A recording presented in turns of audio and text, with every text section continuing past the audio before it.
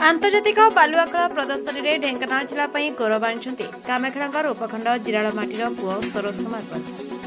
गत डिसेम्बर 1 ରୁ 5 पर्यंत चंद्रभागा आयोजित बालुआ कला प्रदर्शनी में उत्कृष्ट बालुका कला करी बेस प्रशंसनीय होगा सहित पुरस्कृत होती सरोज। आंतर्जातीय बालुका शिल्पी पद्मश्री सुदर्शन पट्टनायक सरोज को बालुका कलाकृति देखि आनंदित होता बेले सरोज को शुभेच्छा जनाई।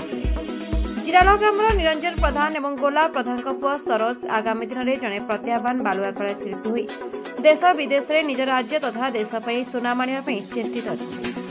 से चंद्रभागा आयोजित आंतर्जातिक बालुआ कला प्रदर्शन कर मानपत्र और ट्रॉफी हासिल कर जिला प्रशासन एप्रति दृष्टि देवाई ग्रामवासी माने अनुरोध कर। कामाख्यानगर सौम्यरंजन नायक रिपोर्ट दमन टीवी।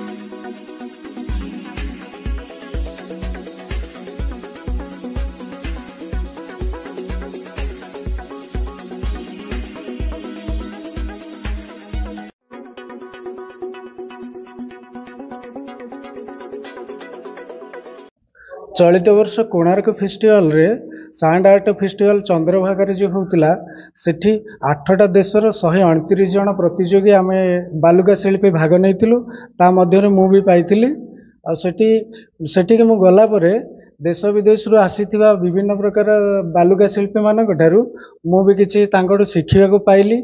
जहाँ मु पूर्वरु करूथिली ताहा ठारू यथेष्ट गुण रे मु सेठू शिखिबाकू पाइछि।